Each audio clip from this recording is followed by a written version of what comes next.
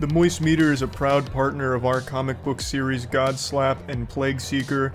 Both are available at badegg.co, link in the description. I'm a huge fan of Demon Slayer. I think the anime is absolutely amazing. You can watch all my previous Moist Meters on seasons 1 and 2, as well as the Demon Slayer movie if you want to hear a 28-year-old man gush. I just think the show has been spectacular, and it's a series that's been most known for its animation. Just really set the bar on high-quality, breathtaking animation, just amazing visuals during action sequences in particular. Watching a fight in Demon Slayer feels as good as having sex, but for your eyes. And now Season 3 of Demon Slayer just wrapped up, so it's Moist Meter time. And this is going to ruffle feathers, but honesty is the best policy. I think this is the weakest season of Demon Slayer. I really think that it was a big step down for the series, except for the final episode. I think the final episode was great, but overall, it just was pretty underwhelming from start to finish. Now, before you furiously type on the keyboard and just light that shit on fire with friction from how quickly and angrily you're typing, let me explain. My complaints are not going to be the same ones that you're seeing on Twitter. There's a lot of people on Twitter that have been whining and crying about the CGI. They are saying the animation in Season 3 was really weak and gross because there was so much CGI. I think that's a load of fish paste. That's a bunch of barnacles. I don't think the CGI was egregiously bad or anything. Yes, there is more of it in the season because 2 of the big bads have summons that are fully CGI. So the big bads of this season are Upper Rank 4 and Upper Rank 5 Demon. Upper Rank 5 Demon, one of his main moves is summoning CGI fish that waddle around and carry little blades with them. They're not even really blades, they're like tiny little can openers on their goofy little fins. And they're fully CGI, and I'm sure you've seen people meme on some of the scenes with them, because it is CGI and the characters have to fight that. And then the other demon, the Upper Rank 4, summons a fully CGI dragon. And a lot of viewers got very frustrated about that. But I don't think it was bad. Demon Slayer's always had a lot of CGI in it, but usually it's like certain attacks will have CGI used to help blend visually for sequences, or, you know, move characters around during a fight. This is probably the first time it's been like fully CGI like monsters they have to fight, at least that I can recall. So I guess that could be a bit jarring for spectators, but I don't think they did it poorly.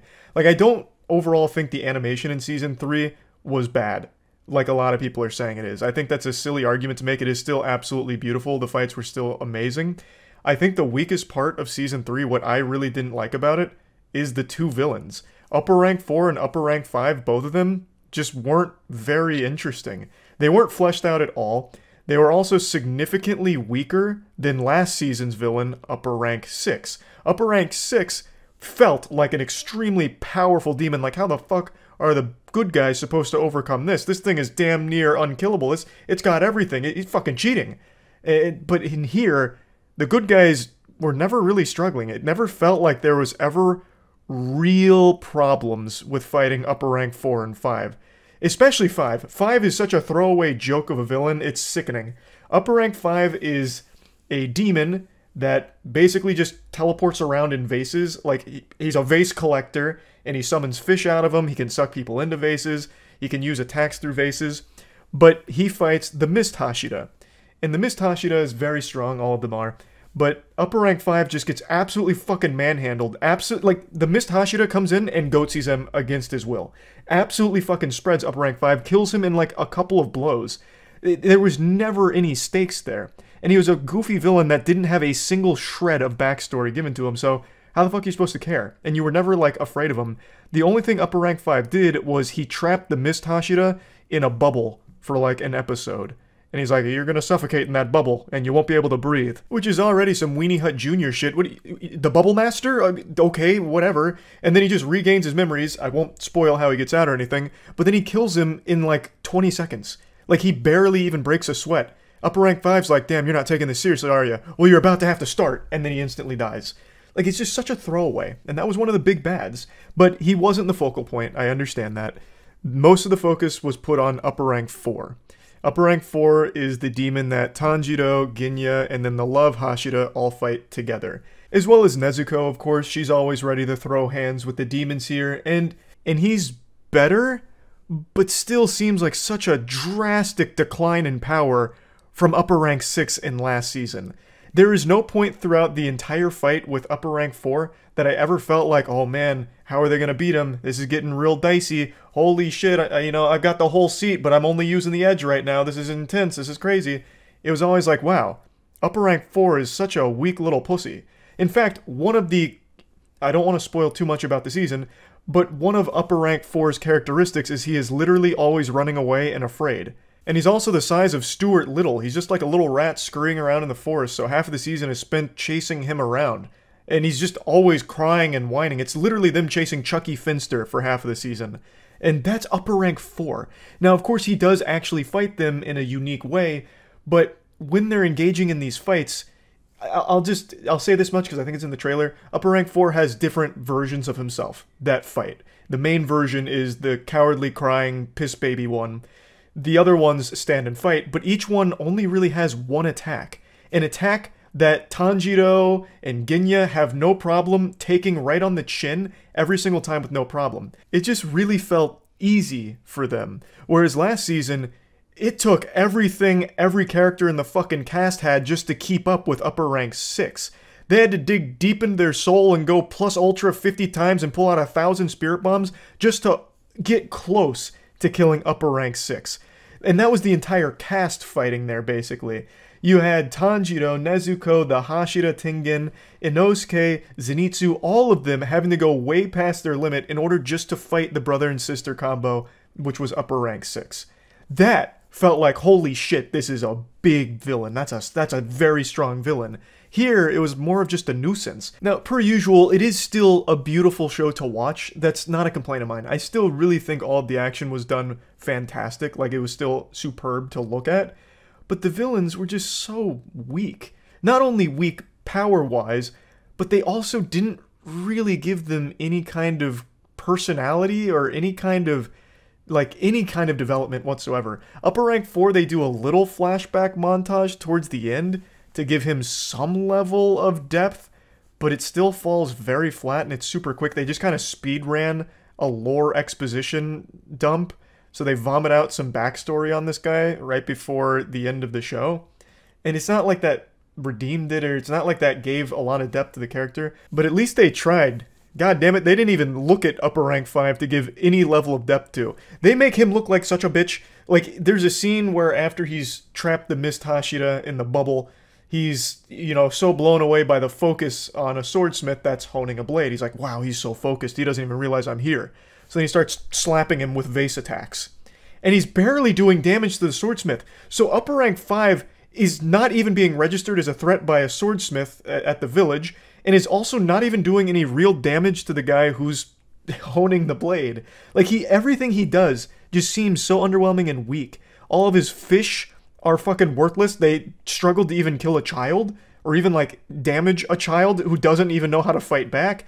Like, everything about that character was truly just worthless. But at least upper rank 5 led to development for the Mist Hashira, which I guess may have been the point. Though it seems like the Mist Hashira would have eventually regained his memories if he just sat and thought about it for a little while. I don't think he needed to be locked in a bubble for it, but regardless. The Mist Hashira does have development. I do like him. I do think he's a good character. I like his backstory. And narratively, I like a lot of what the Swordsmith Village arc offered. I do like a lot of what it introduced. Genya, I think, is a very interesting character that I'm really excited to see more from. The Love Hashira, she didn't really have a whole lot to do here, but she was still fun because she has this really cool, noodle blade. She has, some kind of noodle sword that she uses to fight against upper rank 4 with, which was really cool. And the Mist Hashira had a lot of time and attention given to him. So I did like a lot of it. I don't really have any main complaints narratively or anything. It's really just feeling underwhelmed at the end of the season because maybe we've just been spoiled for seasons 1 and 2, but this one, the two demons they fight here just did not seem up to par with all of the fights we've had up until this point. I still think everything Demon Slayer is known for is still done well here. It is still beautiful animation. It is still a very pretty show. It's still very fun. And one thing that I think this season does better than any of the other seasons is there's no Zenitsu here. So it's nice not to have to listen to Zenitsu crying all the time. but that crying role did get filled by upper rank 4. So I guess it's just a rule of thumb with Demon Slayer. There has to be constantly a character that is literally always crying, and this time it was upper rank 4. Now, if you've watched my other Moist Meters, you know I don't hate Zenitsu as a character. I just don't really like how the only thing he does really a lot of the time is just cry. He's very cool when he's asleep, though. Here he's not in the season, so that's not even something you have to concern yourself with if you're a big Zenitsu hater. But yeah, overall, I didn't hate the season or anything like that. I actually still think it was a very good season, but it is the weakest season so far of Demon Slayer, in my opinion. So, plugging Demon Slayer Season 3 into the Moist Meter, I'm going to give it a nice 80%. I definitely, of course, still recommend it. I still had fun watching it, but I guess I just always expected the show to keep one-upping itself somehow, but that wasn't the case this time around. It wasn't in the cards. Still a very good season, still enjoyed it, and like I said, narratively, I really like where we're at, and I think that the next season and everything going forward is about to get fucking crazy. I think it's going to pop off, so I'm very excited for more. Huge thanks to ourselves for sponsoring this Moist Meter. Godslap is a comic series written by myself, Jackson, Matt, Danny, and Aubrey Sitterson. It follows the story of a character named Ace, who's an extremely powerful slapper in a world where slapping is king. Issue 3 just dropped. It's all available at badegg.co, and shit is starting to pop off. Ace is being hunted by a mysterious foe named Defister, who, after swan diving through a hospital, picks up Ace's trail and hunts him to the ends of the earth with his sidekick Olfactor. And also, our newest comic series, Plague Seeker, just came out. Issue 0 is available at badegg.co. It's written entirely by myself and edited by Jackson. It's set in a world 1,000 years after an apocalyptic event known as the Calamity. An asteroid hits Earth, and it brought with it mutations that changed all of its inhabitants. Now the world is infested with things called plagues, and atop the food chain sits 8 great plagues that control the entire world, and only one man stands against them, the Plague Seeker, who has an insatiable appetite to devour those 8 great plagues. So all of this is available at badegg.co, so please check it out. See ya.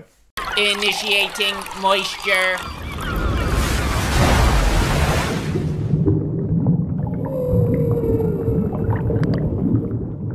Welcome to the Moist Meter. Today we're taking a look at Demon Slayer Season 2, and god damn. By the end of this season, the hype was so unbelievably high, I had to control my own breathing to stop myself from coming in my pants so much. I was the embodiment of the ejaculation Hashira. It was crazy. The animation here was on a totally different level than pretty much all other anime. And I didn't think they could really top Season 1 in terms of visuals and like how smooth and incredible that was. But Season 2 did it, I would even say, better. Like the second to last episode, right before the finale, was some of the most incredible animation I've ever seen. Like, just straight up in any show. It was fucking unreal. The budget for this, I can't even imagine. It has to be astronomical. I don't know who's funding this, but Ufotable must have unlimited deep pockets, like Tommy Wiseau, you know, like where is it all coming from? The mystery of where they're getting the money to make this kind of high quality animation is absolutely astounding. The entire season was incredible though.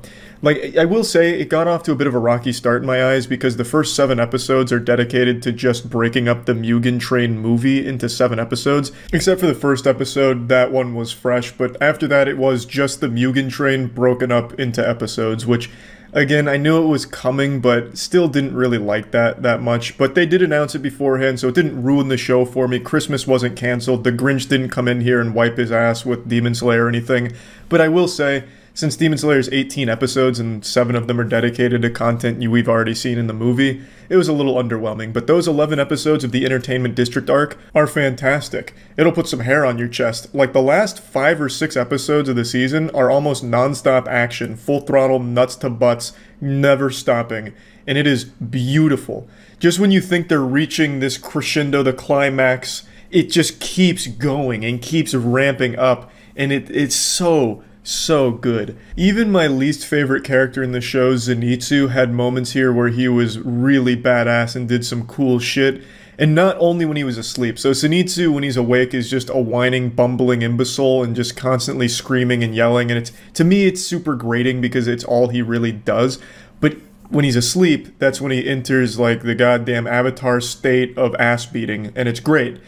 But every time he's awake, it's just, I don't really like him as a character. But this season, when he was awake, he did more than just snivel, cry, shit his diaper, whatever. He actually participated and was able to actually contribute meaningfully and have moments where he was badass when not asleep. So that was good to see. Hopefully he'll continue to grow as a character because I think he is a very cool character. Or at least half of him is. It's a full-blown Jekyll and Hyde thing where when he's asleep, I think he's a cool character because he does cool shit, he says cool shit. But when he's awake, man, I can't fucking stand the guy. Inosuke also has a lot of moments to shine here. Inosuke does a lot of cool shit, very important character, and just really fun. Tanjiro, of course, goes into the absolute overdrive turbo mode and unlocks some new power and gets crazy strong. Nezuko as well. Every character here gets stronger and cooler. And of course we get a new Hashira to follow, Tengen, who had big shoes to fill after Rengoku, and I think he does a fantastic job. I think he's a really cool character, we get a lot of good background on him, and he is just such a fucking machine when it comes to his fight against the main villains here, which I'm not gonna spoil, and it's just really fucking fun. He's a good character. I will say though, across the board, I don't think this season has a lot of character development past their power levels. I don't think the characters themselves develop that much, nor their relationship all that much. Things kind of, by the time the season ends, they're kind of the exact same people they were coming into it. Maybe a little bit closer, and we as the viewers get more details on some of the background, but other than that, I don't think the characters themselves reach some kind of new level of enlightenment or development. Apart from being able to really beat more ass more efficiently. I mean, it's Demon Slayer. Just like in Season 1, it's a super simple plot, and there's nothing wrong with that. The narrative is simple on purpose. It's unapologetically shonen. Pretty standard stuff, so most people aren't watching Demon Slayer to be drawn into the lore and the storytelling of it because it's all very simple, and I think that works to its benefit. Most people are here for a really light, fun, over-the-top, beautiful action show, and that's exactly what Season 2 continues to deliver, and I think even delivers better than Season 1 at certain points. So I was super pleased with it. Yes, the characters aren't getting a ton of depth or anything like that, but now they're able to really put their ass in someone's asshole. They can go absolutely nuts with all of their newfound powers and abilities that are just amplifying the intensity of the show to new levels, and I really appreciated it. So plugging Demon Slayer Season 2 in the Moist Meter, I'm going to give it again a 95%. I think it kept the momentum from the first season, built upon it, and made it even better. So I had a lot of fun, and I'm sure if you already like Season 1, you'll have a lot of fun with this one as well. That's about it. See ya. Initiating moisture.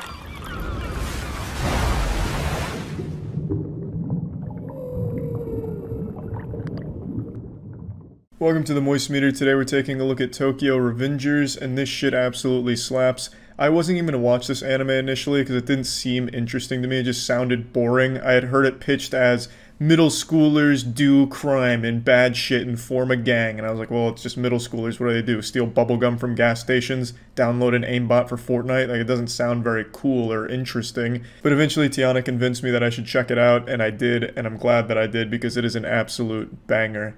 So, I don't think this is a spoiler. The main focal point of the show is about the main character, Takamichi's ability to go from present day 2017 back 12 years into the past when he was a middle schooler in order to change some unfavorable things that are happening in his life and the world around him. Now, a lot of it does take place at a middle school age, but you never really get that impression because all the characters you see are like fucking adults. They drive motorcycles, they kill people, they stab people. Like, it doesn't really ever feel like they're actual middle schoolers. It just feels like they're adults who are really short. So, I don't even know why they bothered making it middle school. They could have just said, like, here's some 30-year-olds, and here they are 12 years ago when they were 18. Because that's really what it feels like. Like, middle school is never, like, an important thing here at all. I don't even recall if anyone's parents ever get mentioned. You only see them at school, like, twice. The show is about delinquents forming a gang and gangs going to war. And they're using, like, fucking knives, bombs, guns, stabbings, and shit. Like, it's not, like, just middle schoolers, like, using a slingshot shooting rocks at someone. Which is exactly what I expected. I thought it'd be, like, some codename Kids Next Door shit, like Weenie Hut Jr. But no, in Tokyo Revengers, they're fucking torturing people and blasting their heads off and shit. So, it being pitched as, here's middle schoolers doing crime, is kind of misleading, because it's more like, here's some fucking badass gangs going to war. I think the show is really good. I think the writing is super strong in this show. It's mainly focusing on its characters and not on its action. There is action, but when it's there, it's usually a huge, important event that changes the entire scope of where the story goes.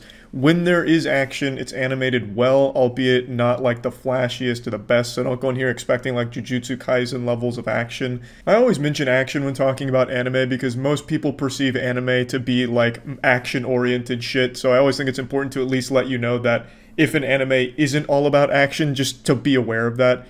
When there's not a ton of like fights in here, but like I said, when there are, it's usually a big gang-related fight that really pushes the narrative forward.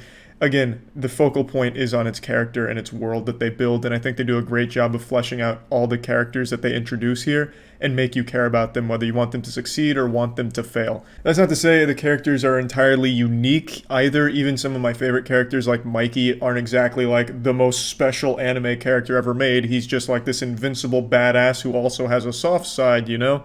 It's not unexplored things, like there are typical anime cliches in here, but I think it does a really great job of just delivering a fun story, fun characters, and making you care about them.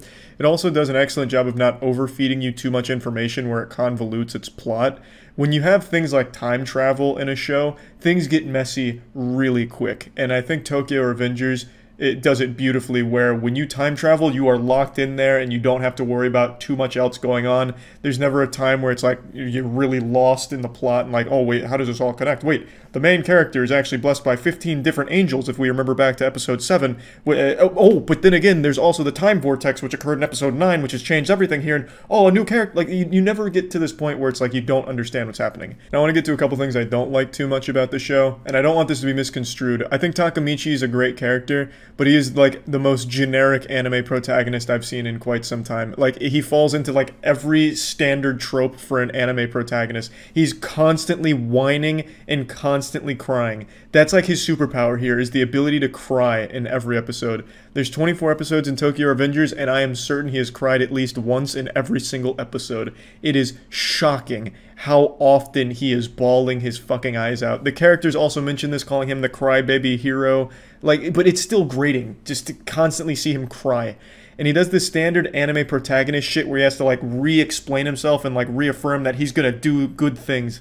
So like in the beginning of one episode, he's like, I'm gonna save everyone. And then something happens where it's a little tough for a second. He's like, wait, I'm going to save everyone like I decided 10 minutes ago. How did I forget? Wait a minute. I need to save everyone like I fucking said 10 minutes ago. And I'll like drive that point home 4 times across like 5 minutes. It's like, Jesus Christ, we get it. It's just, it gets frustrating sometimes.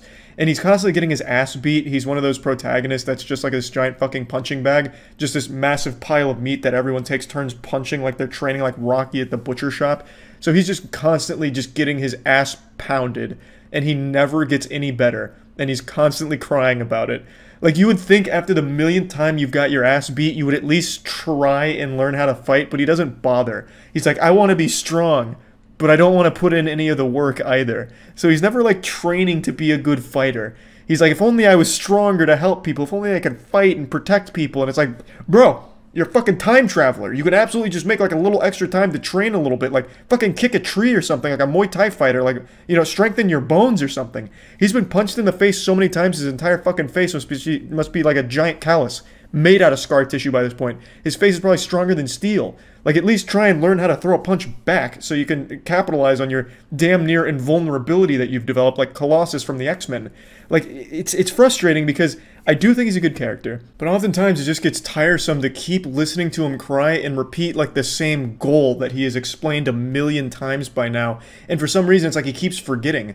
I don't want to spoil too much, but there's a girl he wants to protect, and then sometimes he'll totally forget it, and he'll have, like, this fucking revelation, like this giant euphoric moment of, Eureka, wait, there's a girl I need to protect, which is why I'm doing all of this, I totally forgot, and then he'll, like, re-explain that he needs to save this girl. It's like, fuck, you know, like, how dumb is this guy? And then he starts crying about that, too, and then he gets his ass beat. Like, it's just sometimes the character gets frustrating. Again, I think Takemichi's a good character, and you sympathize with the character pretty much the entire show. You're rooting for him the whole time, but my god, it definitely gets a bit annoying to see and hear him cry and whine for the millionth time and re-explain what he wants to do.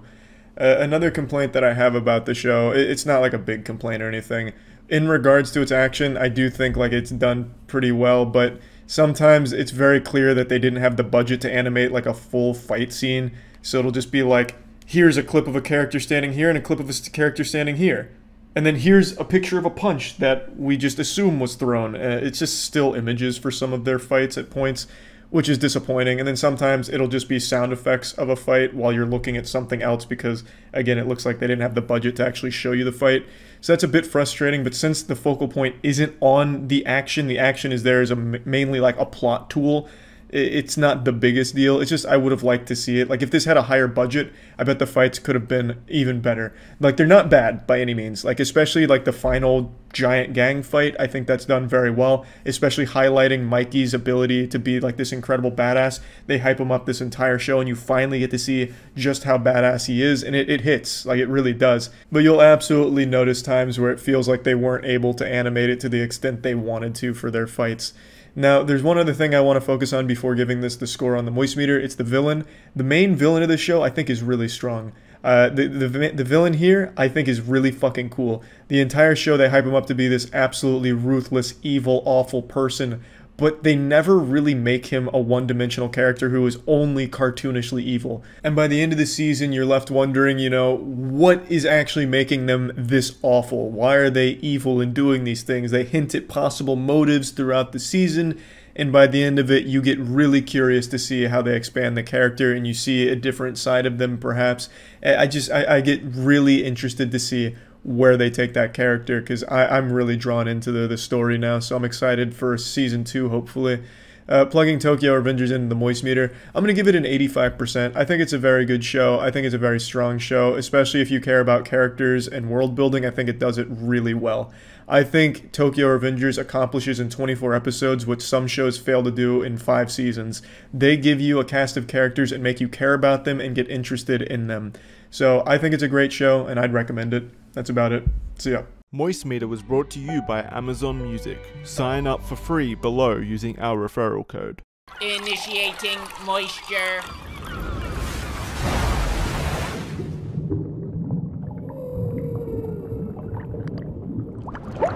Welcome to the Moist Meter. Today we're looking at Vivy Fluorite Eyes Song.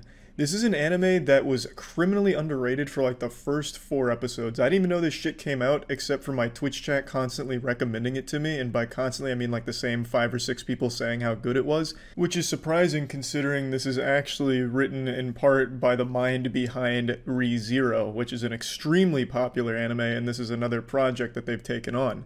So I would have thought there'd been a fucking ton of hype around it, but there really wasn't from what I saw in the beginning. Around the middle, though, then it really popped off. I saw a lot of people talking about it, which is great because this show is fantastic. The show is 13 episodes, and I can't imagine there'll ever be another one because it wraps itself up beautifully. And I really like that it is just a short, condensed story that just takes you on a beautiful journey. It's animated by Wit Studio, which was behind Attack on Titan and Vinland Saga, so they're an extremely talented studio, and this is just as visually incredible. This show is able to do in 13 episodes what some shows fail to do in 13 years. It really gets you emotionally invested in pretty much every character in the universe and really gets you attached to everything going on. It tells the story of an AI songstress tasked with the mission of saving humanity from a future where AIs kill everyone. She teams up with a machine from the future called Matsumoto, and the two begin their work on the Singularity Project to avoid that future. AIs are always given one mission and one mission only, and her mission was make everyone happy with her singing, but in addition to that, her main goal is using that mission to save humanity. It's kind of hard to explain without seeing the show, and I don't want to spoil anything, so that's really about as deep as I can get into that for the premise of the show, but it executes some really heavy themes really well. It tackles such human emotions in the context of AIs trying to understand them and as they evolve, even experiencing them. It also helps that the music is so good in this. I mean, as you can probably tell from the title of it, music plays a very big role in this universe, and I think they do a great job of really selling you on that. The songs fucking slap, and every time a song plays, it's like a full-blown AMV. you get like little butterflies in your ball sack, and you get like a really cool montage of sometimes action going on. Like, the show isn't filled with action, so don't go in here and expecting like Jujutsu Kaisen or anything like that. But when there is action, it's great, and it's really fucking full throttle shit. But don't expect a ton of it. But just know that when it is used, it's used well and executed wonderfully, and the music complements it because the soundtrack absolutely slaps. It's not anything corny or cheesy. Some of the lyrics will put a smile on your face because, you know, it's some very anime shit like, what does it mean to sing from the heart? This is what the heart is. It's time to talk about friends and heart. And that's some of the lyrics to some of the songs, but it doesn't matter because the song is great, and it's really good in that context, considering that these are AIs. Emotions aren't necessarily like second nature to them, right? So I don't know. I think it really works. There's very few things to dislike about this show, but I don't think it's perfect either. There's times where, like, certain episodes, the thing that they're trying to accomplish seems counterintuitive to their overall goal of stopping the eradication of humanity. Like, sometimes I was wondering how what they were doing would have any impact on the future. Like, sometimes I thought it would just be the exact opposite, like they were fucking helping get AIs thrown in the dumpster, or have AIs throw humans in the dumpster and then shit on them.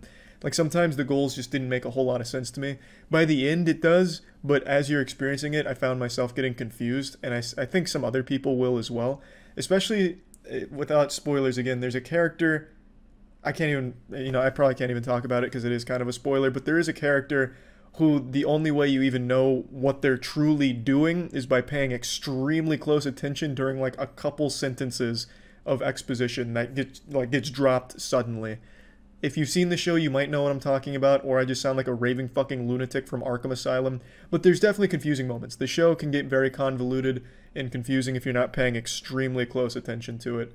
But other than that, I don't think there's much to dislike about it. So without being able to get too deep into it, I'll just go ahead and plug it into the Moist Meter now. I think Vivy is an easy 90%. I think this is another show that's right up there with some of the greats. This is a completely original one, too, with the team up from the ReZero author as well as Chaos Child. I'm not familiar with Chaos Child, which is why I more highlighted the ReZero author.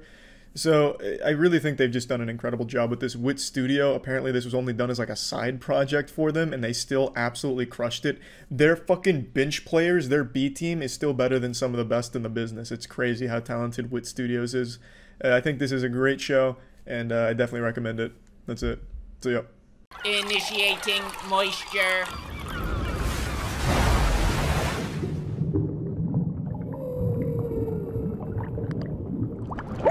Holy shit. The Demon Slayer movie absolutely slaps. I had high expectations of this movie going into it, and they were exceeded. Let's just get right into it. So first of all, as you would expect, the movie is absolutely beautiful. Just truly stunning animation. The first, like, 25 seconds of the intro, I thought I went into the wrong theater because it looked like it was live action. The shit was gorgeous. Every single scene is a masterpiece. It is so good, and I really think seeing it in a theater really helped the experience because there's so much hype in this movie. This movie puts the throttle to the fucking floor and never lets up. This thing turns the bidet on full power and just blasts your asshole off with hype. It is extremely exciting at every point in the movie. Once you hit the second half, it never slows down for even a second, and it is such a gorgeous journey. Every fight, every single movement of the character, every attack is beautiful. I love the way they play with color in the movie. I can't even explain it. It's just so wonderful to look at. Just an orgasm for the eyes to process. It's so much passion clearly put into the animation here to make it look like this that I'm so happy to see be appreciated by so many. Because this is on another level. This shit is absolutely next level animation. I fucking love it. There is CG. There is CG. Right there, that's going to turn people off, I know. But I think the CG is used just fine. It's not glaring or fucking terrible. There is a bit of jank to it occasionally, but it's not like it's that big of a deal. It doesn't take you out of it or ruin the experience, especially when everything is as good as it is in this film. It's not anything that should be like, you know, taking a gold star off of its report card because there's CG in the movie. It's not that big of a deal, and I already know people are going to make a big deal out of it when they see it. It's fucking fine. Just accept it. Stop looking for things to get angry about on Twitter. It's good. It's fucking beautiful. I can't praise the animation enough. Demon Slayer always gets credit for how beautiful it is, and for good reason, because it is truly incredible. And this movie amps it up to the next level.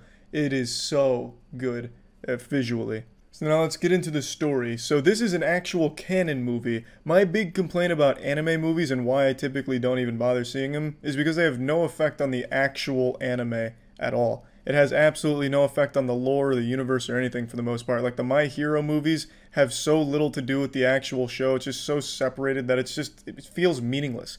It's just empty calories. Yeah, they're cool to look at, but what's the point when it doesn't really have much of an impact at all?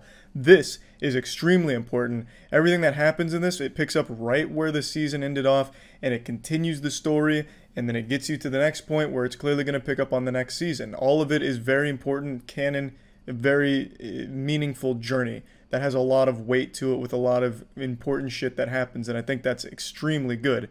Because then it doesn't feel like you went on this journey that'll never be talked about or referenced or have any impact on the show. You got to go through this beautiful adventure and get to see where it all leads into the next season. It's great. So the story covers like a small arc in the manga, and I think this was the right call. I am so glad they decided to just condense that arc of the train into a movie instead of just making it like 5 or 6, 7 episodes in a season. I much prefer this, because I think it worked really well. Yes, there wasn't a whole ton of time that you could devote to building up the Rengoku character, but I think they did an incredible job with the amount of time they had. By the end of the film, you fucking loved Rengoku, and you got to see a Hashira going all out. So I think they did the right thing here by taking that and turning it into probably one of the most hype anime movies I've ever seen. It was so enjoyable. So I don't think it was a bad call. I know some people said they'd prefer if they had just made it like in a season, made episodes for it to build it more, but I think this was much better. It allowed it to be much more fast-paced, and it still made you care for the characters and got you to where they wanted you to be in the story. Now, there's one thing I'd like to point out. This movie is super cheesy. Like, they have some real generic anime shit for its dialogue. And now, Demon Slayer is an unapologetically shonen series. It never really strives to be something like deeper or more like, you know, outside of the shonen realm. So it's not like a big complaint for me or anything. But I mean, this dialed that shit up to like a fucking level 100 here. The raid boss of generic shonen dialogue. Like, when the villain is talking, he's like, I am a cartoonishly evil villain who likes to eat humans. I love the taste of humans because I am just evil demon.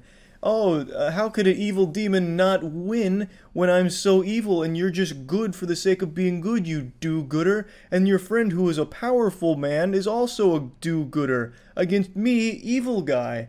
Like, it's this crazy cartoonish villain dialogue that you'd hear like in 1960s superhero cartoons. It's very like, ugh, it makes you kind of cringe a little bit, but it's still fine in the context of the movie. But I can tell you, especially getting towards like the second, like getting into the second half, the latter half of it, it gets real on the nose with its dialogue. Like, friendship is power and evil is evil, that kind of shit. So that gets a little grating sometimes. One of my main complaints about Demon Slayer, like the actual show outside of the movie, was I feel like when the character has a trait, like a unique trait about them, they just overdo it and beat the fuck out of it. Like, one of the Hashira's trait will be that they're always distracted, so every time they're on screen, it's, oh, I'm distracted. You know, shit like that, where they just hammer home one thing about them, and that's all the character is. In the movie, they don't do that. Like, Zenitsu in the show, every time he was on screen, he was crying or whining about something. In the movie, he does still do that, but since it's shorter, they don't just focus on that character trait of him. Now, don't get me wrong, he's fucking slobbering and crying a lot in the film, but it's, like, justified here. It's not just like, oh, Zenitsu's crying again, just classic Zenitsu. Here, he does a lot more than that. He goes into his badass state, he has some really good moments, and he's, like, a good comic relief character in the movie as well. So I don't really have any complaints about any of that. Really, if you're interested in even considering seeing Demon Slayer, you've already watched the show. You know what to expect. And I can tell you for sure, you will not be let down. So, pop it into the moist meter, no surprise, 95%. a lot of the anime I've been rating recently has obviously been super high, and I really think it's because the anime has just been super fucking good. Like, I know a lot of people pointed out, like, I'm really generous with anime reviews, but it's just because it's really, really good currently. A lot of these shows are just fucking beautiful, really impressive works of art, and Demon Slayer is absolutely no exception. They went all out here, and it paid off. It's a wonderful film.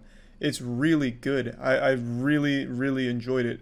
Plus, when it comes to anime, if I don't like it, I just drop it, so I never end up moist metering anime I don't like in some way, which is why I haven't really had one that I've rated fucking lower than like a 60. I just wanted to get that out there since this is another anime review, which is a fucking high mark. I just don't have any complaints about it. There's easy things you can pick apart, because like I said, it's very unapologetically shonen, but you already know that going into the movie. It's Demon Slayer, and then it's a Demon Slayer movie. You know what to expect, and they deliver in a big, big way.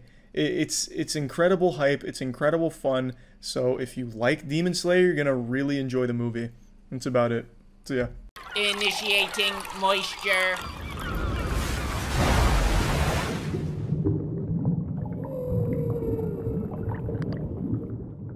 The first season of One Punch Man is an absolute fucking masterpiece in every department. The characters are well written, the comedy lands, the animation is beyond beautiful. Every fight scene in the first season of One Punch Man is truly outstanding, thanks to a lot of the freelancers that really worked on it and put a lot of passion and soul into it, leading to this incredible and very unique, very rare season of anime. Everything about the first season of One Punch Man is beautiful perfection. And for the respect out of the first season, I'm going to be dividing this moist meter in two parts, Season 1 and Season 2. Season 2 just finished. I didn't even fucking know it ended because the last episode wasn't a great send-off, and the whole season was just an unbelievable downgrade in every conceivable department that it leaves a bitter taste in my butthole.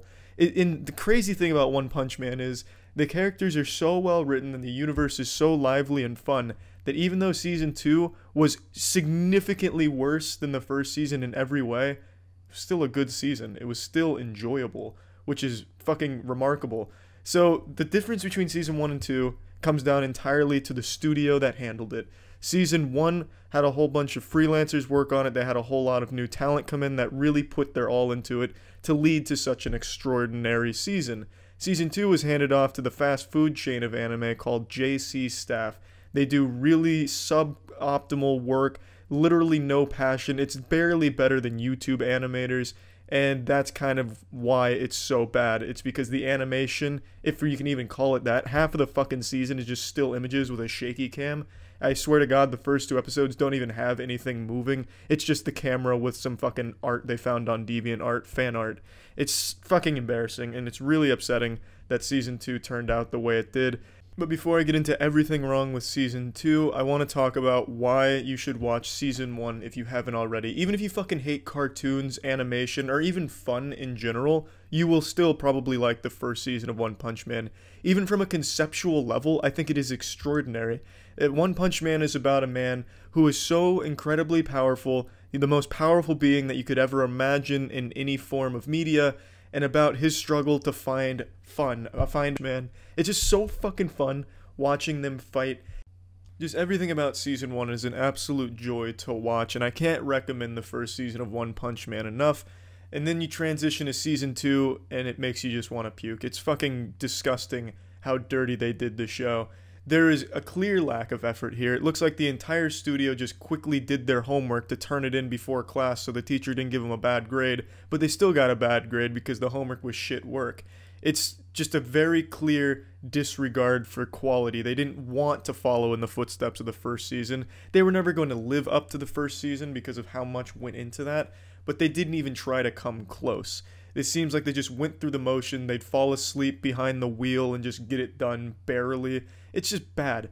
It's really not good. Even if you're not going in there trying to nitpick, taking notes like a turbo virgin anime critiquer or something, you're gonna notice how noticeably bad it is in comparison to the first season.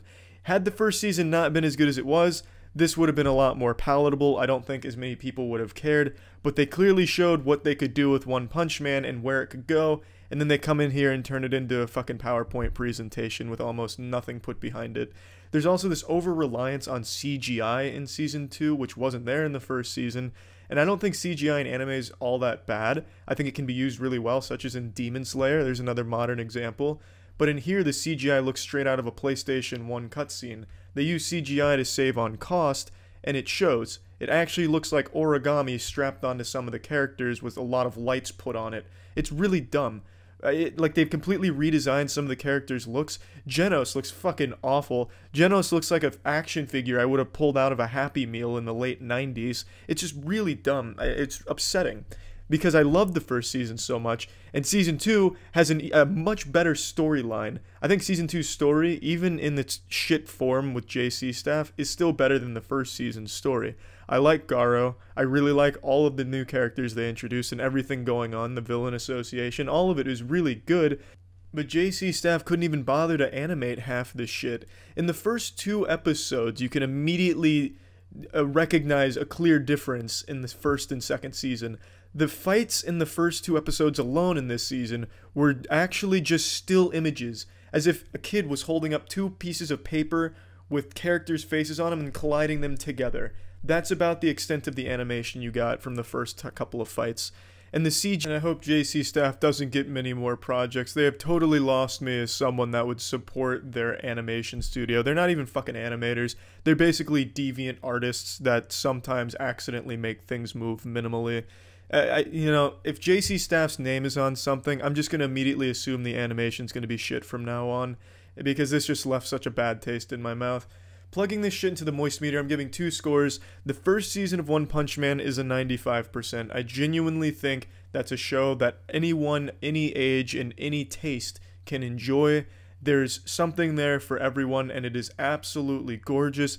Season 2, I'm giving an 80% to, and it's only because it is carried so incredibly hard by a fucking impressive story, cast of characters, writing, and also another complaint, the sound in Season 2, they basically just loop the same goddamn sounds over and over again, the same songs over and over again. So I hope you really like the soundtrack, because you're going to hear it a million times if you suffer through Season 2. In fact, bringing that into the equation, I'm lowering that shit. I'm bringing it down to a 70%, because now I just remembered how often they use it. I'm almost fucking blocked it out of my mind, but now that I'm thinking about it, it's genuinely anytime anything's on screen, you're hearing the same 4 songs repeated ad nauseum. So 70% for Season 2, 95% for Season 1. The show is still great, and I do think it's worth watching, but man, I hope whenever Season 3 comes out, if the world isn't up in flames by then, I hope it's to a good studio that makes it with actual passion and quality again.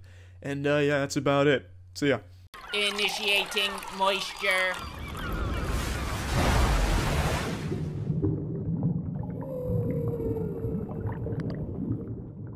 I know I'm a little late to the Mob Psycho circle jerk, but better late than never. I loved One Punch Man, and Season 2 of One Punch Man just started, Episode 1 just came out, and it sucked some serious dog anus in my opinion. I thought the animation looked like trash. Genos is truly ruined. The fight, I'm not going to get into it.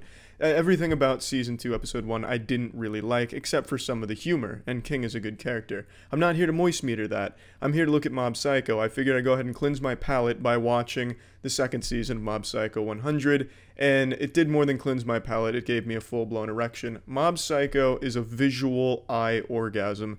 That show is absolutely beautiful, and one thing that it does well that I think a lot of other anime don't is it does humor super well. It's from the same creator of One Punch Man, and One Punch Man does humor well, so this guy's just got it down.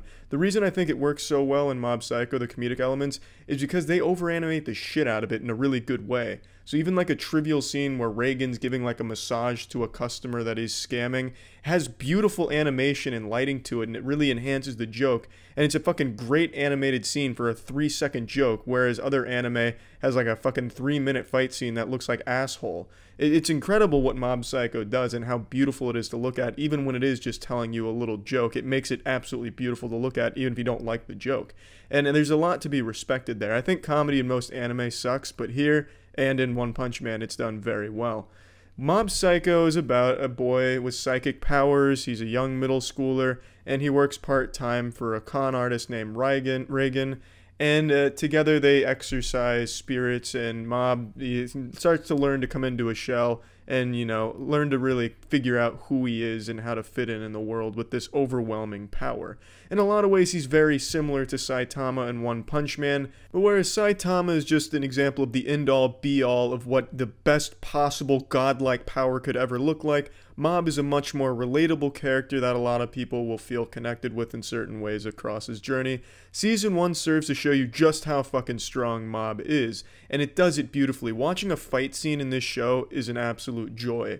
It's as if the 1980s aesthetic but fucked a rainbow, and then you could really, you know, like Skittles, fucking taste it. You could see it. It was an absolutely beautiful eruption of colors anytime a fight happened. From the very first episode, they really show you just what kind of show you're getting into in terms of its visual design. It's a really unique aesthetic that works super well for the show that I have not seen in anything else in the animation medium. It's fucking beautiful, is what I'm trying to say. I absolutely love Mob Psycho 100's aesthetic, and anytime there's a fight, I'm overjoyed.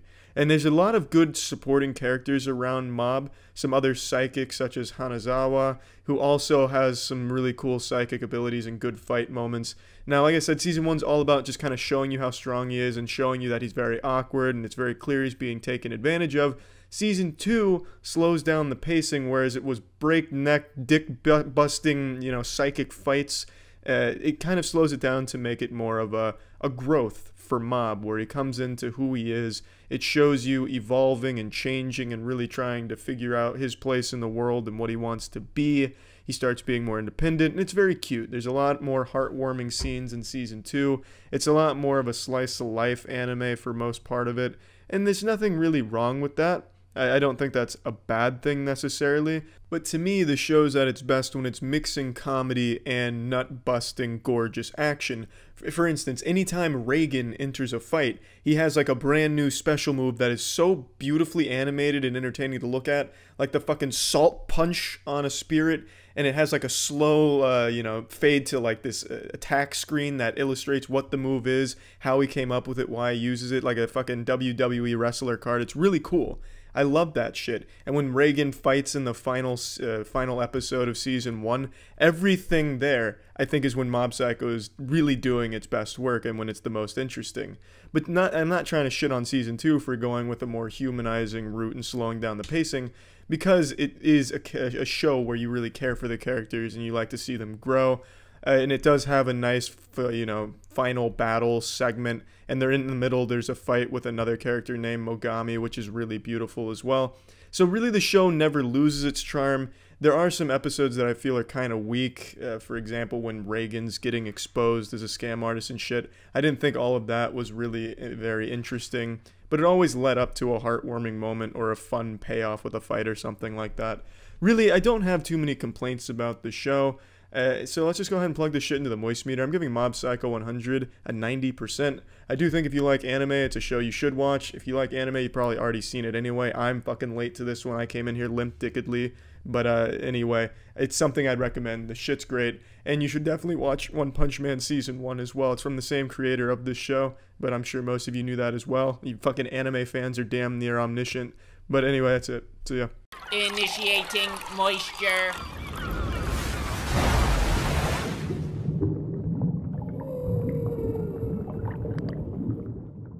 The new Dragon Ball Super Broly movie just dropped in America. Let's plug that bitch into the moist meter. So, Dragon Ball is a series I grew up with. I fucking loved it. I was watching it before I had any hair on my nutsack or in my asshole. Now I'm fucking covered in it. But while I was watching this movie, it made me feel like there was no hair down there again. It made me feel like a kid on the edge of my fucking seat. Come on, big muscle man. Punch him in his big muscly abs. And then rip at his nipples and really milk those milky milk tank pecs of his. Really get after it. Power up and scream. It was so fucking fun. I'll go ahead and admit I'm not kept up with Dragon Ball Super. I gave it a try when it first came out, but I didn't enjoy it, so I dropped it. But I'll probably start watching it now because this shit was so good. So I'm not familiar with the modern Dragon Ball lore, and I still really fucking enjoyed this movie. I saw all of Dragon Ball, Dragon Ball Z, and all of Dragon Ball GT for however useless that shit was. And I still really fucking love this movie. I loved the original Broly movies. And I like what they did with this one. They completely changed his origin. Well, not completely, but they retconned most of his origin, which is a good thing, because his origin previously was really fucking goofy. Like, he was just damaged because Goku cried a lot when he was a baby, so then the crying really makes him sad and mad at the same time. It was a fucking weird, goofy origin, so I like what they did here. They made Broly a super interesting character instead of this weird sociopathic madman who just really gets mad about Goku crying. So I like that. They made the character really cool. He was always cool, but they made him like an actual interesting, cool character, not just like a two-dimensional ab machine.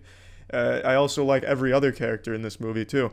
I really was surprised by how much I enjoyed the shit that wasn't fighting. I went into this thinking only the fighting would be fun, but really everything was good. Even like the little wholesome moments between the characters, the way they got along and the little jokes they'd crack. It was all just wholesome and enjoyable. And the fights were fucking spectacular. Some of the best I've seen in anime, actually. I don't know if Dragon Ball Super, the show, has this level of quality, but if it does, holy shit. The fights were absolutely spectacular to watch. The second you thought the fight was winding down, there'd be like just some filler dialogue like, I have big muscles, you have big muscles, and I'm going to scream about it, and we're going to sit here for 2 minutes and just talk. It didn't happen. There'd be maybe like a quick exchange of a sentence or two, and then bang, right back to jerking dicks into assholes. It was fucking wild.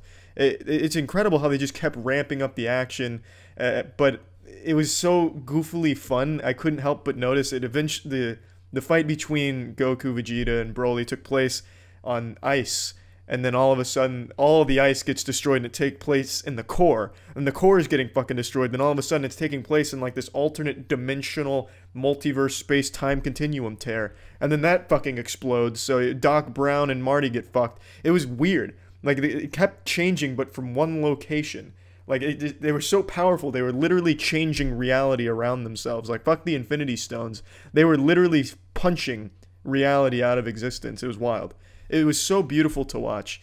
And one thing I always talk about with anime that I always fucking hate, but all anime does it, is CGI. And this movie's, it's not, innocent in that regard. There's CGI in here, and there's quite a bit of it during the fights. I understand why, because the fight is like fucking 40 minutes of pure high-octane testosterone going on. But you can't help but notice when that CGI comes on screen. It's really not as bad as I expected. It's not nearly as bad as every other anime that uses CGI, like a Goblin Slayer or Overlord or anything like that. It's pretty decently done, and some of it is even kind of hard to notice, which is admirable. I just really fucking hate CGI, and I have to pay compliments that at least when they used it, it wasn't that bad. So that's good. Another complaint that I have is, in Dragon Ball, one thing it's famous for is them saying the attacks like, Gallic Gun, Kamehameha, big Cum Blast move, almighty Omega Lord. That doesn't happen. So now when one of them uses a Gallic Gun, for example, Vegeta uses the Gallic Gun, he doesn't say it. For some reason, there's like this ethereal voice that says Gallic Gun. It's like part of the soundtrack, as if like one of the musicians, while shredding on the guitar and like double bass pedaling his drums, just says Gallic Gun. It was dumb. I really didn't fucking like that at all. It felt weird. It felt super out of place. I don't know why you wouldn't have the characters do what you expect them to do, because they've done it for 20 fucking years. I don't know why they changed that here. I don't know if it's like that in the show, but in the movie, I didn't like that at all. That made me very sad, because I was looking forward to, a grand Kamehameha from Goku. That shit is iconic. But instead, you get the name being said by the leader of the marching band in the background. So it's a nitpick. It's a complaint. But it's not a big deal, especially when everything else around the movie and the fight was good. It's just something that you'll immediately take notice of and be like, well, that's kind of fucking sad. But otherwise, this movie is just going to be purely pumping blood to your penis while watching, especially if you're a fan of the show. Let's go ahead and plug this shit into the moist meter. I'm giving Dragon Ball Super Broly an 85%. It is a great action animation. I wouldn't go in there expecting some kind of tale that's going to be a profound statement or going to be like a really thought-provoking piece. It's Dragon Ball. You don't get that shit. You get muscles, explosions, and testosterone. And you get that in excess here. It's fucking great, and I really enjoyed it start to finish. I think if you like Dragon Ball, I think absolutely you're going to love this one. But even if you're not a fan of this series, I do think there still is a lot to like here if you can appreciate good old-fashioned animation. So yeah, that's it. So yeah. Initiating moisture.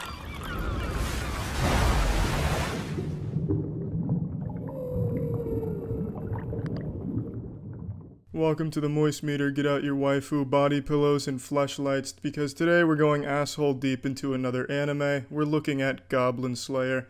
Goblin Slayer is a show that I thought got off to a fantastic fucking start. The first episode wasn't afraid to be edgy and dark, and it did it well. I thought it was a really good first episode that I hoped would set the tone for the whole season, but it didn't. The first episode is probably the best in the entire season. Everything else after that is just lackluster and just kind of boring and cliche. I wouldn't call this a generic anime though, because it breaks pretty much most traditional anime tropes. For example, instead of following like the big heroes in anime, you always get like the big-dicked warriors going up against the even bigger-dicked enemies, defying the odds and using the power of friendship and big anime titties to beat the bad guy in the end. In this show, you don't follow that. You follow some broken psychopath who's just obsessed with cleaning up goblins. He's just like the fucking janitor of this world, just doing the low-level tasks that everyone kind of spits on, and he is a very, very cool character. But what I'm saying is it doesn't follow those heroes. In the show, they just reference the heroes as side characters. Oh, the hero just defeated the super evil bad god lord. But now we gotta go kill some goblins. And I really like that. However, Goblin Slayer is the only good character in the show. Every other character is super forgettable and generic. For example, you have the Argonian-looking motherfucker, the Skyrim Argonian-looking guy, whose only deal, his only quirk, is that he likes cheese and food. There's the dwarf, who only knows one spell to shoot pebbles at a mildly fast pace. He's the world's worst earthbender. You have the elf archer, who, you know, she's that generic attitude girl. Independent, strong lady who can drink a lot of alcohol, doesn't need a man, but secretly blushes every time Goblin Slayer looks at her. It's a boring cast of characters surrounding a great character. Goblin Slayer himself is fantastic, the other ones not so much. Now the whole show is about Goblin Slayer and his party going on quests that no one else wants to do because it's just killing goblins. And, you know, that's cool from a conceptual level, but it's not that fun to watch play out. The first episode sets this tone where goblins are grisly, scary creatures that everyone underestimates, and then they get fucked by them, quite literally. And then after that, they kind of just become background enemies. Like, they're not terrifying anymore. They never do anything too spectacular until the end again. And it just becomes a vehicle for Goblin Slayer to develop. I understand that, but that doesn't make it super fun to watch. It is nice sometimes, though. Like, there are some scenes where the goblins are terrifying and they do some crazy shit, but it's never anything that matches the first episode or anything even close to that level. What I do appreciate, though, is Goblin Slayer isn't a great warrior. He just really understands goblins, knows how they think, and can outsmart them every single time with just better strategy. I fuck with that hard. I thought that was really cool. Instead of him just being this overpowered, muscular hunk of a monster, just fucking brutalizing goblins by squeezing their fucking eye sockets into oblivion, he just outsmarted everyone with good strategy, and that was cool. But still, the episodes aren't good, and they also rely heavily on CGI in the beginning. Thank God they stopped using so much CGI towards the end. I guess some hero at the office stood up and said, you know what, this is enough CGI for one anime. CGI in anime fucking sucks, guys. Let's put the brakes on this and actually just get rid of it for the rest of it. So about halfway through, it just stops using CGI, so thank God for that. Now, I've been kind of shitting on the middle episodes in between the first and last two, but they're not all bad. It serves to humanize Goblin Slayer. He starts to open up more and starts to learn to feel, because he's like a husk of a man, and through his quests with his party, he starts to learn to be human again. So it's nice to watch that character develop, but even still, the episodes just don't play out in a very good fashion. Just really not a lot happens, especially when the first episode sets the tone of, these goblins will fuck your shit up if you don't know what you're doing. They start to become bumbling fucking imbeciles again in between. And the strategies that Goblin Slayer employs aren't all that clever every time. Sometimes his strategy is, hey, shoot some rocks at this one and I'll shoot some fire. Well, you know, I could have fucking figured that one out. A 4-year-old with his Lincoln Logs could have probably devised that plan as well. Overall, though, the show's not bad. I did enjoy it, and I think the last 2 episodes are extremely wholesome with a really nice payoff. So let's just go ahead and plug this shit into the Moist Meter. I'm giving Goblin Slayer a 65%. It's a show that's probably worth watching, but don't expect the first episode's tone to carry over through the whole series, because it absolutely doesn't. It seems like it loses its way. I don't know what it's like in the manga, I don't read that shit. But here, it really seems like it got almost afraid to be the same way it was in the first episode, which is a shame, because if it could have kept that tone up, it could have been something special. But anyway, not a bad show. That's it. See ya. Initiating moisture.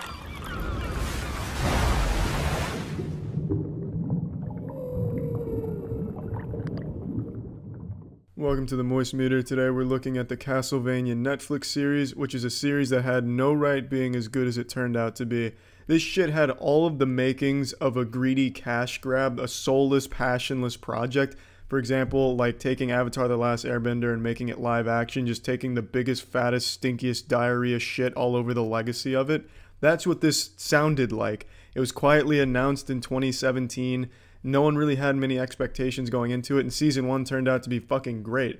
And Season 2 just released, and I think it's equally as good, but it has a lot more problems. The first of which being the number of episodes. Season 1 has 4 episodes, but it felt huge. It felt like a lot went into them. Season 2 has 8 episodes, and some of the episodes feel entirely pointless and filled with just dialogue to pad for time. My guess is they had around the same budget for Season 2 as Season 1, but Netflix wanted 8 episodes instead of 4, so they had to stretch it out artificially. So you get some weird dialogue and some odd pacing, but that's not too big of an issue because everything else kind of makes up for it. Castlevania has a really compelling story and characters, an interesting plot. It takes Dracula, it takes the evil, and it humanizes it, and you can almost feel for them and the cause. And all of the characters are really interesting and well thought out characters, except for a couple who are just comically evil, like a bad vampire Viking who's just this naughty bad guy who likes to think about titties and fuck ass with his penis and kill things and drink blood. But other than that, all the characters, they're very interesting, well-rounded, and they have sad backstories, and the show gets really dark. The show gets really gritty and paints humanity in a very negative light. It's not a happy show, but sometimes they try and ham-fist happy jokes into it, which really just doesn't fit the overall tone. Like I said, I feel like it just pads for time with some stilted dialogue. But I like that it gets that dark and it gets super violent and gory. You'll have people's skin being melted off and being flayed alive, heads flying all over the place, gore galore. It's different. It reminds me of like the late 80s, early 90s wave of anime where everything was ultra violent. Everything was shockingly edgy, but in a good way. Like, you know, edgy has this connotation where it's always negative. Oh, it's edgy? Ooh, I'm going to stay away from that. But sometimes edginess can be super fucking fun to watch, and I think Castlevania, in this case, is good. It's good edginess, and I do think there is edginess for the sake of it, but it fits the show's tone well, and the animation in this show is second to none. This is by far the best American-made animation since The Last Airbender. I can't think of anything else that even comes close. It's so smooth, it's so fucking crisp, and it's lovely to look at, beautiful at times, but there is an issue I have, and it's during the fights. Sometimes it just gets really choppy, as if it's like a bad connection in an online FPS. It starts to like lag. So you'll have Belmont throwing a punch, and then it starts to like slow down as it's about to make impact, and then it makes impact, and then all of a sudden it jumps frames, and now the thing's flying across the room. Like it feels like you were watching a PowerPoint presentation, but some of the slides in between were missing, so then you're just left to kind of fill in the details in your head. And it doesn't happen with every fight, but towards the end of the show, it starts to really show. It gets really choppy during some of the action, which is very odd, and I do think it just comes down to, well, they had to stretch it out for 8 episodes this time instead of 4, so they couldn't really focus too much on that and make it as smooth as it was in Season 1. Also, another thing, during the fights, the sound is super off. You'll have someone getting hit with a sword, and it sounds like someone just shot a spitball at them. The sound just doesn't match up with the actions you're seeing. So you'll have a guy throwing a punch and getting hit, and it sounds like someone took a wiffle ball bat to a rock outside. It's just weird, and it's jarring, and you'll notice it for sure. But that's like my only big complaint. It's the only one that I can really think of. The show is super fucking good. I honestly can't stress enough how much I like the fight scenes in this show. They're so beautifully animated, one, except for when it gets choppy, and two, they're super different. They seem like super well choreographed. One of my big problems with like anime fights and cartoon fights is it's always kind of the same formulaic shit. Here's my big move, and then villain, here's my big move. Oh, we clashed. Here's a bigger move, here's a bigger move. We clashed again, but I have the biggest move. Oh, I've beaten the villain. And the fight lasts all of like 2 minutes, and in between there's always this talking, like they'll throw a move and then stop to talk and like have some idle chit chat about Tinder dates or some shit during the fight, or the power of friendship, and then they'll get back to it for another 10 seconds. Castlevania just gives you a fucking ton of action. Like the fight at the end with Dracula is so great and so well choreographed. It's not just like the standard, here's a spell, let's talk. It's Let's just fucking pummel each other in cool ways, dodging moves, doing some cool fucking Wing Chun moves on them occasionally. It's fucking great. I love the fights in this show. Let's plug this shit into the moist meter. I'm giving the Castlevania series an 85%. I think if season 2 was less episodes, 4 or 5 like season 1, where it could be more focused, more smooth, I think it would have been even better. It could have got rid of all the filler and shit, but it's still a fantastic fucking show, even if you're not a fan of the Castlevania series. So yeah. Initiating moisture.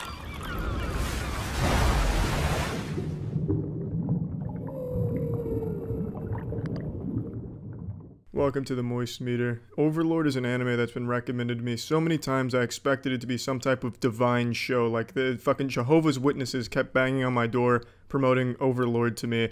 This show is so hyped up, I expected it to put inches on my penis and give me the winning lottery numbers.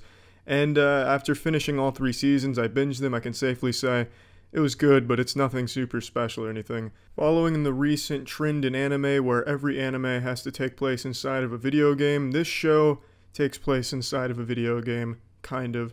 So there's a power player in a very popular dive MMO that is giving one last oorah before the game goes offline. They're shutting down the servers and he decides to go back in and jerk off one final time because he spent so long on the game and he's so powerful, part of the best fucking guild. So as the servers shut down, he's still in, servers go off, and then he immediately gets transported to the real world variation of the game, and he becomes his character. So it's a little different than Sword Art Online, where the people are still in the real world, they're just stuck in a video game. Here he gets transported to an actual, real, unfamiliar world, but as his character and his guild comes with him. And they're all real now too. It's not a unique story, but it's a fun one, and I think it's executed well. I enjoy the characters, I enjoy the story, but this show has so many fucking problems, the biggest being laughably bad CGI. The CGI in this show is so fucking bad it makes Jimmy Neutron look new and innovative in the 3D department. I mean, somehow the CGI in this show is worse than Beast Wars and Jimmy Neutron, both of which came out in the early 2000s. It's laughably bad, insufferably bad, and it's used so frequently. Every single fight and so many other scenes that aren't even fights are relying on CGI. I know why, because budget constraints, but man, it's jarring and bad. Anytime anime uses CGI, it's always a disaster, and this show uses it fucking frequently. And another thing that shows how low the budget for this must be is the fight scenes, because 9 times out of 10, if you're watching a fight scene, like in the middle of it, it'll pan out of the fight and just show you the moon, or some fat guy's asshole off to the side or something. Anything to take you away from the action, which would cost money to animate. So it shows something else, and then you just hear the action. You hear swords clashing, blood spilling, cum flying, and then it'll pan back after the fight, and then you see the aftermath. Oh, that's fucking cool. Yeah, I guess I'll just use my imagination. It's silly. It's really bad. When there's a fight, you know you're only going to get like 3 seconds of the fight, and then you're just going to be looking at the sand or the grass, and then you'll get to see the aftermath. It's boring. It's really boring, and it's a shame because there's so much they could do with the fights in this, and sometimes there are fights that aren't panned away or CGI'd, and when that happens, it's nice, it's refreshing, it's cool. But that's super rare. 9 times out of 10 you're getting bad CGI with fucking claymation figures falling away, and then you're gonna get panned away action and you'll hear the fights. That's about it. But, I mean, that's a huge, huge negative when the show is about this really fucking powerful guy with some really cool spells, powers, and subordinates rampaging and taking over the world. You've got to have some flashy shit go on, and that just does not happen in this show at all. But that's still a good show. It's fun to see how he goes about taking over certain places, how he plans to rule them, and also how far he's fallen from being a human. He truly has no humanity left in him. He has become his character, the Overlord. And it's nice, and I think all of the characters are pretty strong, save for a couple shitty ones. There's some shitties in here, but overall they're pretty fleshed out and fun to watch them scheme and interact and shit like that. Another huge shortcoming of this show is for some reason it has this incessant need to focus on the most boring aspects of the universe. For example, in season 2, like the first 5 episodes are about a lizard man tribe. Who gives a fuck about the lizard man tribe? They don't do anything interesting. It's just, hey, we're lizardmen. There's 5 different tribes of lizardmen. well, let's unite the tribes of lizardmen. All right, let's go do that. All right, good shit, lizardmen. And it leads up to Ainz coming in and just saying, hey, I'm going to conquer the lizardmen. They're like, all right, you've conquered us. The lizardmen submit. Who wants to watch 5 episodes of this shit? Maybe like 2 episodes of the lizardmen assembling and trying to unite against Ainz and then failing. But stretching it out over like 5 episodes? Man, it was tiresome to watch. What a fucking chore. And it's not just the lizardmen arc, if you want to call it that. More like the lizardmen fart. But Season 3 had the same thing where it focused on some really trivial situations and characters you just didn't care about. It just seems like it was padding for episodes. I don't understand why they focused on those things instead of the actual fun shit, which is Ainz trying to get his name out there and take over, and also the other interesting characters in other portions of the world, but instead they focus on the boringest one. It's just missed the mark there. Big time. Those episodes were a goddamn schlog. So let's just go ahead and plug this shit into the moist meter. I'm giving Overlord a 65%. It's a show I would still recommend, especially for those fans of like the video game setting shit, because it's a lot of fun when Ainz is using these incredible spells and then it gets super anime cliche where his enemies are like, oh my god, that's 50th tier magic, thought only to be used by Jesus Christ himself. I cannot believe what I am seeing in front of my eyes right now. The power of friendship. It's failing us. It's fun. It's really fucking goofy fun. And when the fights are actually animated, not in CGI and not panned away, the fights are fucking cool.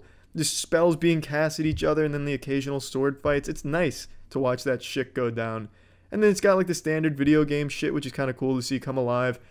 Overall, it's a good show, but man, it has so many fucking shortcomings, and I think it could be so much better if its budget was a little higher, or if they knew what to really put in the episodes and focus on and not draw boring shit out. But I mean, yeah, it's a show I'd recommend. Just a lot of unrealized potential. So yeah. Initiating moisture.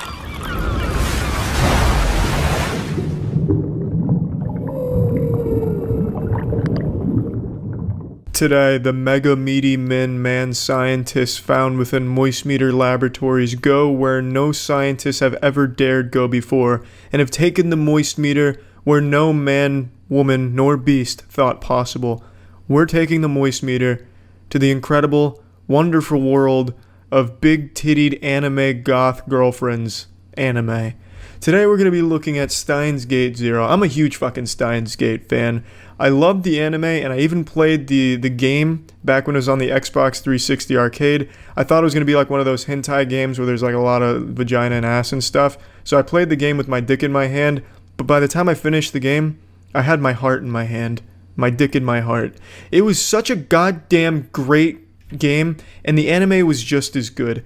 And I was super excited for Steins Gate 0, and I'm super happy to say Steins Gate 0 is fucking great too. I don't think it's better than Steins Gate, but I think it is very, very good still. On the same level. It earns the right to be called Steins Gate with a 0 at the end of it. Now, this story takes place where Steins Gate kind of right before it ended, where the timeline gets divided. Okabe, after failing to save everyone and reach Steins Gate, does not try again, and he throws in the towel. That's the timeline where this one takes place, the beta one. And it's a really dark timeline, and I know kind of saying that's a little bit of a spoiler for some people, but you can't watch Steins Gate 0 if you haven't seen Steins Gate. It's not worth it. You're not going to understand anything in Steins Gate 0 that happens because they don't explain shit. They expect you to know everything. They expect you to pass the test on Steins Gate lore at the end of the fucking show. You have to watch Steins Gate 0 having freshly watched Steins Gate and have like the goddamn Omnicron of Steins Gate lore open in front of you to piece together everything that happens in the first 10 episodes of the sequel here, which isn't really a sequel. But anyway, it takes place in a darker timeline, which is the beta one. And it really isn't afraid to get dark. There's a lot of stuff in here where it's very, it's sad. There's nothing overly dark. It's not like there's someone who snaps a dog's neck, drinks its blood, and then pees on an innocent old man or anything. There's nothing like shockingly dark or weird. But it just toys with some really dark themes, such as how many times can you fail and see something horrific before it breaks you and you give up? And just a lot of things, mainly circling around despair and throwing in the towel. And I like that they play with that. It's nothing new, but I think Steins Gate 0 does it really well, and it gives you nothing but likable characters. There's no characters in this show that I think aren't good, or at least well-rounded. I think they are all interesting, except for one. There's one professor I don't want to spoil anything, but she's a very two-dimensional, flat fucking board of a character that is really only there to be like a caricature of a bad villain, like a James Bond or like even Austin Powers level villain type deal. So I thought she was kind of weak, but other than that, it's nothing but great characters across the board. And it's visually, it's fucking great. I love the visuals in Steins Gate. I'm a huge fan of the whole theme of time traveling, and they play with it really well. Now let me talk about some of the cons, and there are quite a few that I'd like to talk about. The first 10 or so episodes are extremely convoluted. There's so many moving parts here and so much going on, and that you kind of expect it with time travel because everything gets messy there. But here it's overwhelmingly so. So much so where you're going to start like, you're going to go to a fucking whiteboard and start writing down notes and then connecting arrows and shit, and it just gets hard to follow and you get lost, which isn't really a positive. It all starts to piece itself together and wrap itself up for a really satisfying conclusion at the end, but getting there it's a fucking mind-boggling ride in not a very good way. Another thing that I want to point out is these people fucking love to party. In this show, they throw a party every 2 episodes. They party anytime one of them farts. They celebrate. There's a lot of fucking parties in here. I'm not talking frat parties. I'm talking like your mom and her friends' book club level parties where there's little hors d'oeuvres and shit. Very tame parties. Nothing wild. No one twirling bras over their heads and going wild and peeing on tables. But that's not a complaint. That's just something I thought I'd point out. The only main complaint I have is the convoluted storyline. And the only other complaint past that is the action is really... It's bad. Like, when there's an action scene with guns or fighting, it's laughable. It's like a YouTube animation. I don't know what happened there, but it doesn't seem like they had much of a budget to pull off action shots because it's clunky. There's a lot of shit wrong with the action, but it's not like this show's about blood, titties, and rock and roll. It's not that kind of anime, so it's not a whole lot of action here in the first place. But when it is here, it's just not good. But I just don't have a whole lot of complaints about this show. I really don't. I think it's a very fucking good anime, but it's something you should never watch unless you've seen Steins Gate recently, because you're going to need to brush up on your fucking information to keep up. It's worth it though. If you've seen Steins Gate, definitely got to see Steins Gate 0. It didn't disappoint. Not at all. Let's plug this shit into the moist meter. I'm giving Steins Gate 0 a fat fucking 80% because it's fucking great. It is a really good show with some shortcomings, unfortunately, like I mentioned. I feel like they could have done better with laying out the plot in the beginning so it didn't confuse the shit out of anyone who watches it. But other than that, and the action, obviously, other than that, though, it's really good. It's a watertight, fun plot, and I love the way that they reintroduce characters, and then at the end, towards the end, they start to piece together everything that happens in Steins Gate, plus throughout Steins Gate 0. It's fucking great, and I can't recommend it enough if you've already seen Steins Gate. And if you haven't, definitely check that out, and then Steins Gate 0. It's fucking good. See ya.